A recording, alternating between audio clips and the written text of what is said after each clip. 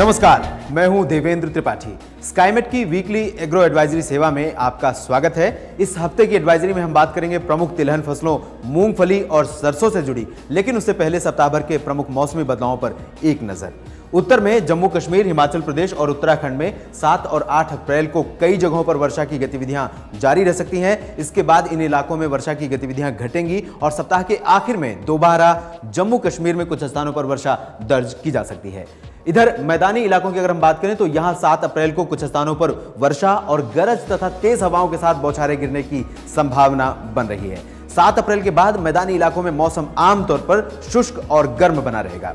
पूर्वी भारत की अगर बात करें तो यहां पर बिहार के उत्तर पूर्वी इलाकों, पश्चिम बंगाल, सिक्किम और ओडिशा के क्षेत्रों में भी कुछ स्थानों पर 7 अप्रैल को और 8 अप्रैल को वर्षा दर्ज की जा सकती है, जबकि शेष पूर्वी राज्यों में मौसम शुष्क रहेगा। उधर पूर्वोत्तर के सभी राज्यों में सप्ताह के शुरुआती 3 दिनों के दौरान कई जगहों पर हल्की से मध्यम वर्षा दर्ज की जा सकती है। यहां पर कहीं कहीं बारिश के दौरान तेज हवाएं भी चल सकती हैं।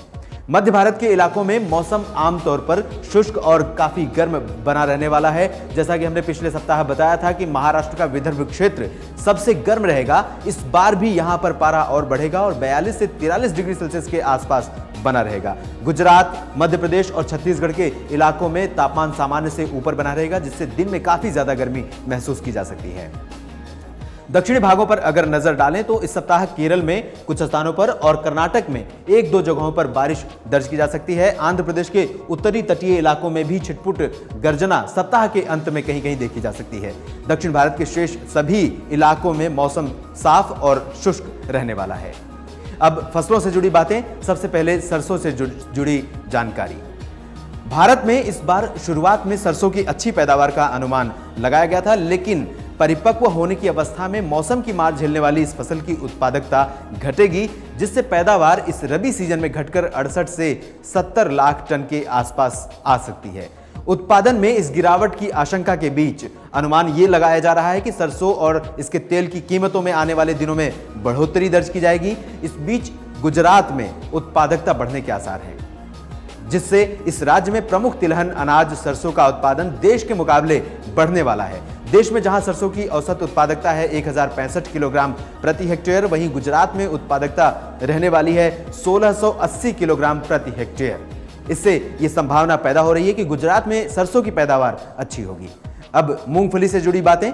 मूंगफली तेल मिलों से इसके तेल की सीमित बिक्री के कारण इसकी कीमतों में उछाल देखने को मिल रहा है। हालांकि ये उछाल अधिक दिनों तक जारी नहीं रह सकता, क्योंकि इस बार मूंगफली का उत्पादन गत वर्ष के मुकाबले बढ़कर 2 गुना हो सकता है।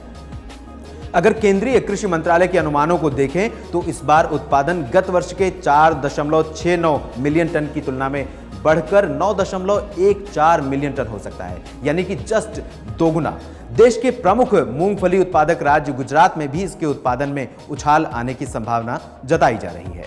इस हफ्ते की एग्रो एडवाइजरी सेवा में इतना ही। अगले हफ्ते अन्य फसलों की जानकारियां और मौसमी पूर्वानुमान होगा। कृषि, मौसम और लाइफस्टाइल से जुड़ी अन्य तमाम जानकारियों के लिए आप हमारी वेबसाइट www.skymetweather.com पर लगातार लॉगिन कर सकते हैं। अब अनुमति दीजिए। नमस्कार, धन्यवाद।